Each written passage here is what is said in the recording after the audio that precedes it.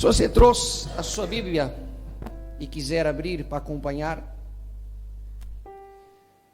Romanos capítulo 8, versículo 32. Se não tiver, olha para aí, decora só para depois você confirmar em casa. Amém? Romanos 8, 32 diz o seguinte: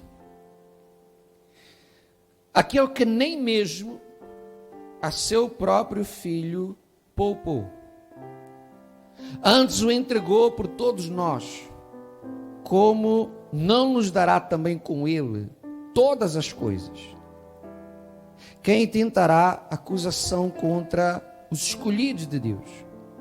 É Deus quem justifica. Quem é que condena? Pois é Cristo quem morreu, ou antes, quem ressuscitou dentre os mortos, o qual está à direita de Deus, e o que também intercede por nós. Quem nos separará do amor de Cristo? A tribulação, ou a angústia, ou a perseguição, ou a fome, ou a nudez, ou o perigo, ou a espada. Como está escrito: por amor de ti somos entregues à morte todo dia. Somos reputados como ovelhas para o matador. Mas em todas estas coisas somos o quê? Somos o quê? Mais do que vencedores por aquele que nos amou. Porque estou certo de que nem a morte, nem a vida, nem os anjos, nem os principados, nem as potestades, nem o presente, nem o porvir, nem a altura, nem a profundidade, nem alguma outra criatura nos poderá separar do amor de Deus que está em Cristo Jesus, nosso Senhor. Amém. Por favor, preste atenção.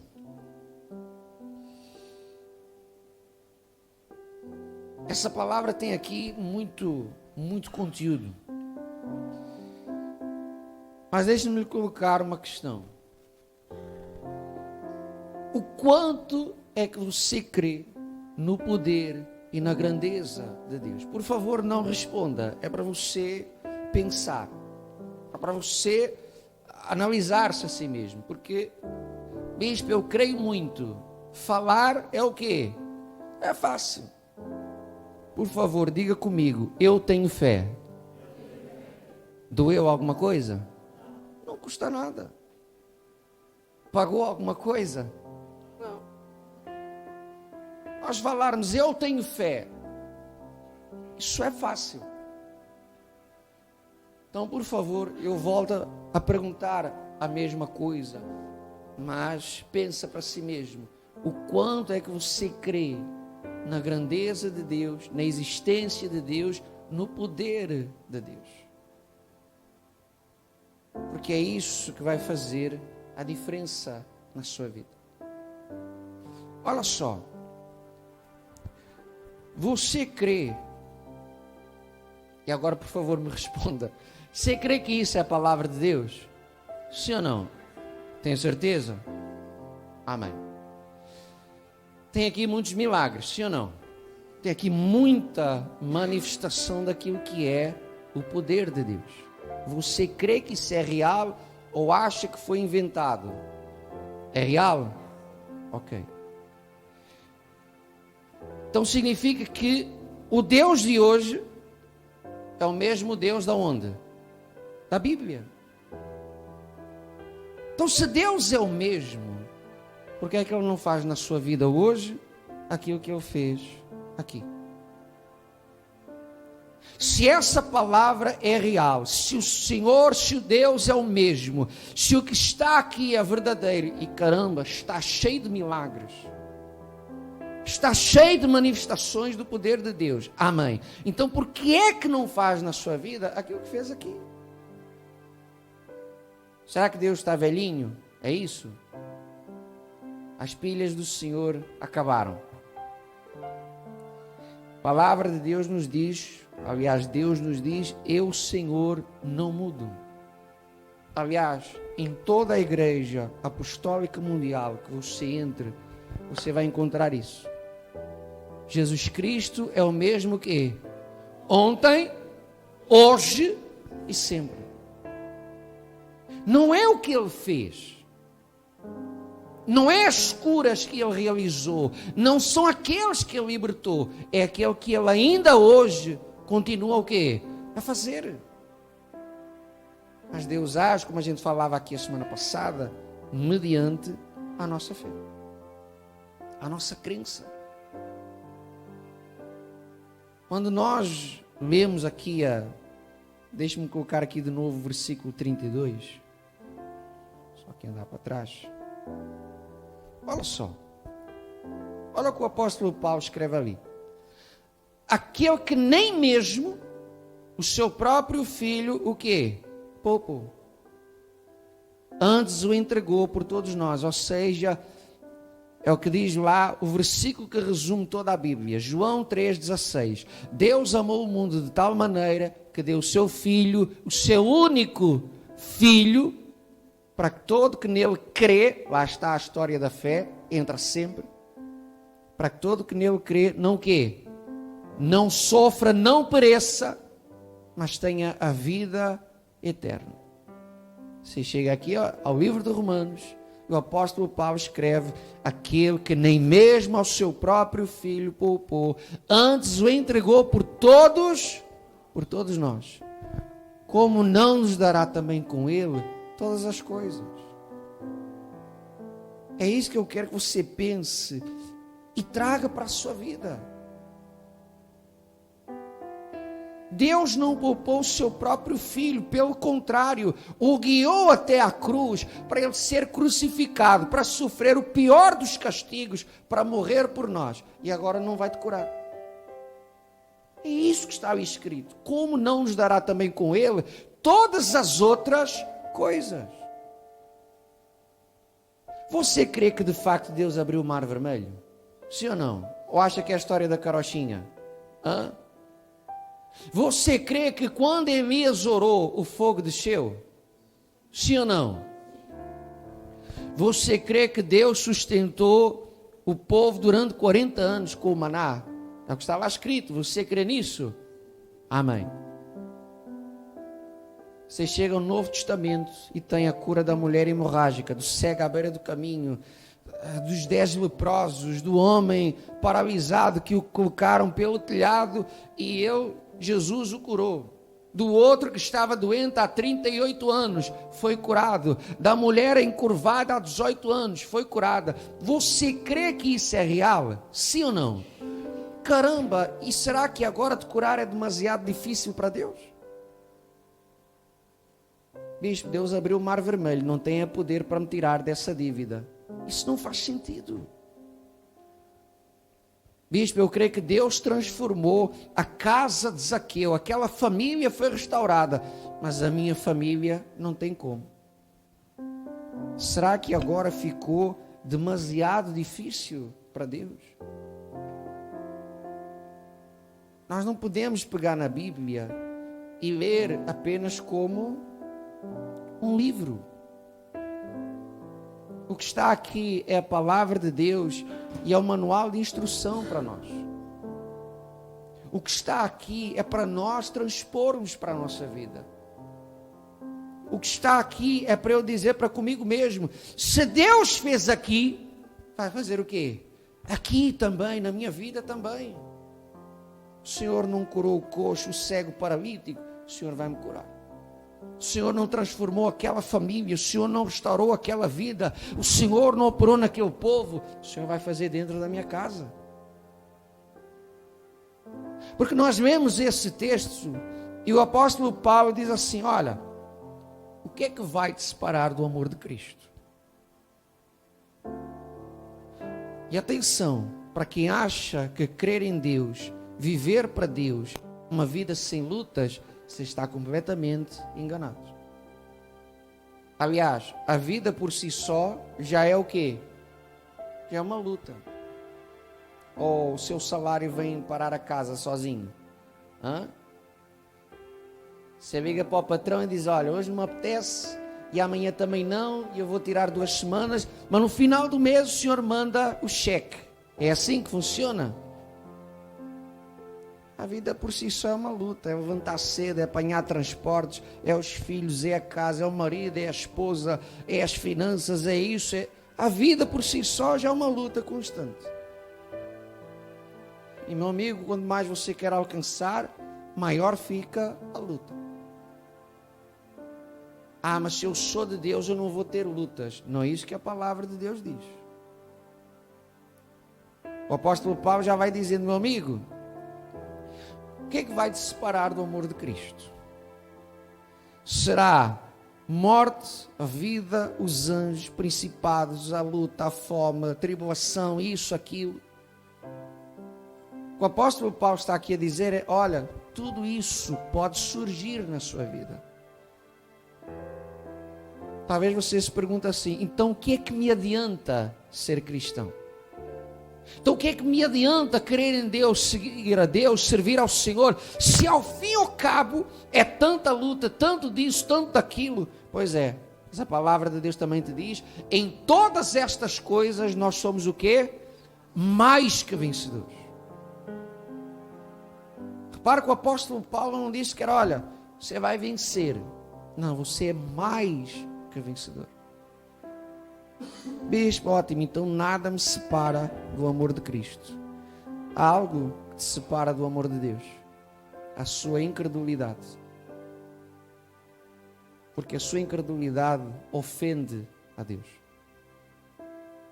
A sua falta de fé ofende ao Senhor. Quando você olha para a sua situação e diz, esse problema não tem solução, você está a dizer para Deus, nem que seja de uma forma inconsciente, o Senhor não é suficiente. Você confessa com a sua boca, Deus criou os céus e a terra, aleluia, glória a Deus, mas o Senhor não é suficiente para me curar dessa infecção, para me curar desse tumor, para tirar esse problema de dentro da minha casa. Se há algo que nós temos que combater é a nossa incredulidade. E às vezes o primeiro erro é esse mesmo. Nós não admitirmos que temos sido fracos na nossa fé. Talvez nem todos conheçam essa passagem. Mas há uma passagem em que Jesus vem com Pedro, Tiago e João, encontram um alvoroço muito grande. E está um rapaz endemoniado. E os discípulos que ficaram estão lá a tentar expulsar o demônio, mas o mal não o quê? Não sai. Aí o pai chega até Jesus e diz, olha, Senhor, meu filho já está assim há muito tempo, os teus discípulos tentaram, mas não conseguiram. Se o Senhor puder fazer alguma coisa. Sabe, aquela conversa do, veja lá se dá para resolver. Isso é fé? É exatamente isso que Jesus lhe diz. Não é se eu posso, é se tu podes crer. Porque tudo é possível o quê? Ao que crê. Mas o mais fascinante é a resposta do Pai. Que não disse para Jesus, não, eu tenho muita fé, eu creio muito, o Senhor está a pôr em causa a minha fé. Foi isso que esse pai disse. Senhor, ajuda-me na minha incredulidade, ajuda-me na minha falta de fé. Às vezes o que está a faltar é isso mesmo, buscar mais a Deus, estar mais na presença de Deus, porque a fé vem pelo ouvir, e ouvir o quê? A palavra de Deus. Às vezes você acha que vir à igreja é só um complemento, ou é só um ato religioso. É aquilo que eu falo lá na Baixa da Banheira. Meus amigos, a corrente é terça lá, terça, sexta e domingo. Agora tem reunião à segunda-feira pela vida financeira, reunião especial. Então o povo já está habituado a ir o quê? Segunda, terça, sexta e o quê? E domingo. Eu digo, olha, e se quiser vir à quarta-feira, pode vir também. Mal não vai o quê? Mal não vai fazer. Quanto mais você está na presença de Deus e mais ouve a palavra de Deus, mais a sua fé vai se avivando, vai se fortalecendo. Você estar aqui não é só para ficar bonito para a fotografia. É para que você receba a palavra, para que você abra o seu coração, para que você clame ao Senhor. E que hoje você medite nessa palavra. Se Deus não poupou o seu próprio filho, seu único filho, e o entregou na cruz, como é que não nos dará com ele todas as outras coisas? Visto que outras coisas, tudo aquilo que você está a precisar. Mas a condição passa por aí. Você se entregar a quem? A Deus, a Cristo. Você não foi chamado para viver uma religião. Você foi chamado para se entregar a Cristo. Porque a sua melhor decisão é essa. Olha o que Jesus diz: buscar em primeiro lugar o reino de Deus e a sua justiça. Ponto final. É isso? E todas as outras coisas. Olha só. Jesus não diz: buscar em primeiro lugar o reino de Deus, a sua justiça, e a saúde será acrescentada. Ou na vida financeira você vai ter benefícios. Ou a bênção na família será acrescentada. Ele diz o quê? Todas as outras coisas vão ser acrescentadas. Quando você vive para Deus, crê nele, você não vive de uma forma incrédula, pelo contrário, você crê não só naquilo que está escrito, que aconteceu, mas que ainda vai o quê? Acontecer. Você não crê só que Deus existe, você crê no poder de Deus, e você vive para ele, você se entrega a ele. Tem coisas que você não pediu, e ainda assim Deus vai acrescentar na sua vida. E isso não tem a ver com a religião. Tem a ver com a sua vida nas mãos de Deus. Bispo, então isso quer dizer que a igreja não é importante. Foi isso que eu disse? Não, a igreja é muito importante. Porque é aqui que você separa tempo só para Deus. Não, bispo, nós somos a igreja, nós podemos assistir o culto em casa. Errado. A palavra está certa. O culto não é para você assistir, o culto é para você participar. E quando você vem em casa, você não está a participar, você está o quê? Assistir. Uma coisa é numa urgência, você foi de viagem e você consegue ver uma pregação, consegue ver os cultos em direto. Tendo a oportunidade, você tem que estar na presença de Deus para cultuar ao Senhor. Não para assistir, mas para participar do culto. Porque é nesse encontro com Deus que a sua fé vai sendo avivada, que a sua vida vai sendo transformada. Aliás, o objetivo da corrente é esse. A corrente que se marcou aqui, esses 7 dias distribuídos por quarta e domingo, é para te prender na igreja, é para te colocar na presença de quem? De Deus. Que quanto mais você o busca, mais Deus se dá na sua vida. Então hoje, quando você orar, nós vamos fazer 2 orações. A primeira para mandar todo o mal embora da nossa vida. Mas nós vamos orar também para buscar a presença de quem? De Deus. Bispo, não é uma corrente de fé? Sim, mas a fé é fortalecida pela presença de Deus. Adianta eu te dar uma tigela e uma colher e não te dar comida? Vai servir para quê? Olha, toma aqui, prato, garfo e faca. E agora, o que é que eu faço com isso? Se não tiver comida, se não tiver alimento, aquilo serve para quê? Para nada. Não adianta dizer você tem que ter fé se você não viver em comunhão com quem? Com Deus. Tem que se entregar a Ele, tem que abrir o coração, porque aí sim nada vai te separar do amor de Cristo. Por causa daquele que nos amou, nós nos tornamos mais que vencedores.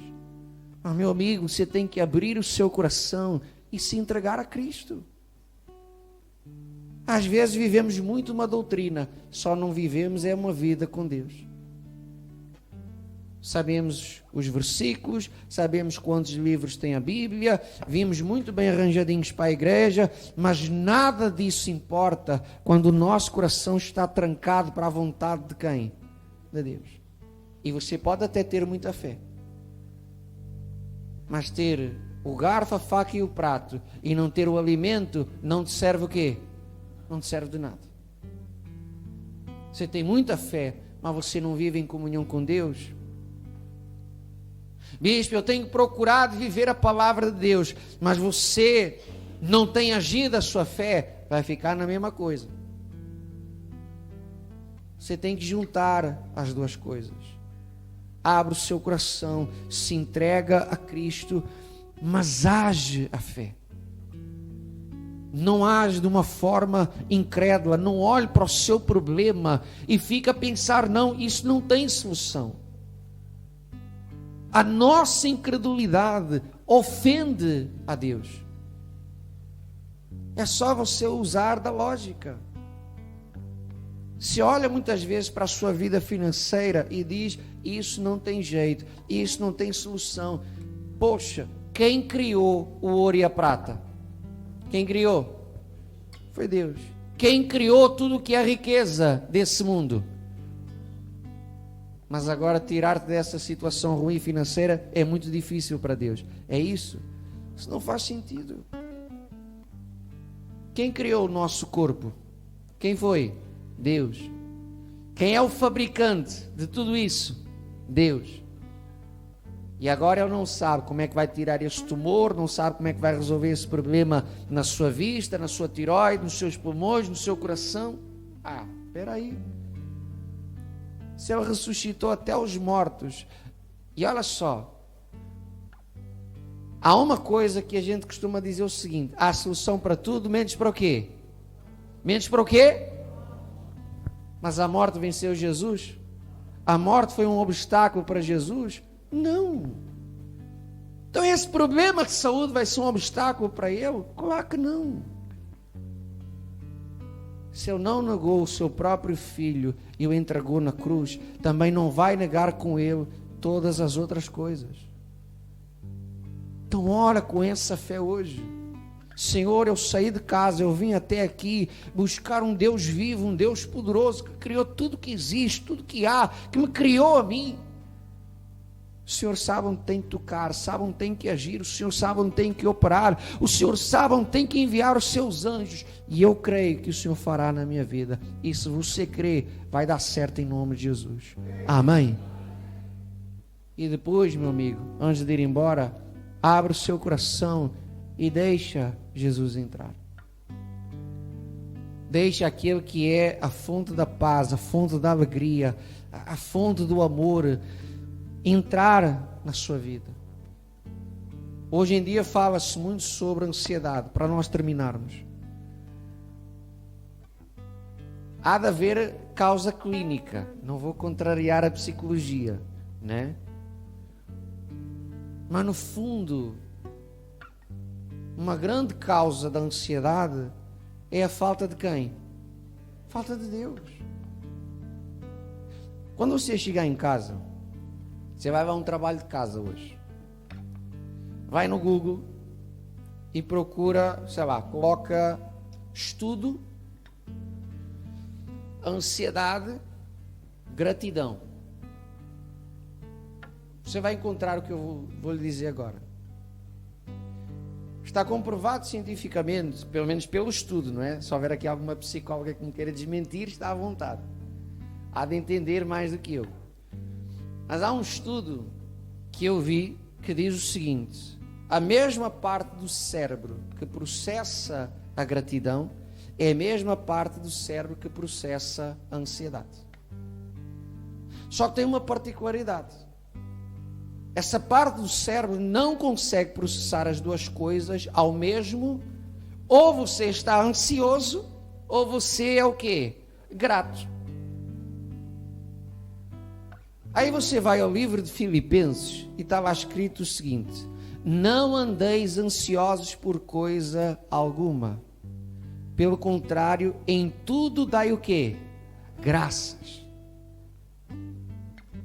Há 2000 anos atrás, a palavra de Deus já nos ensinava a vencer a ansiedade.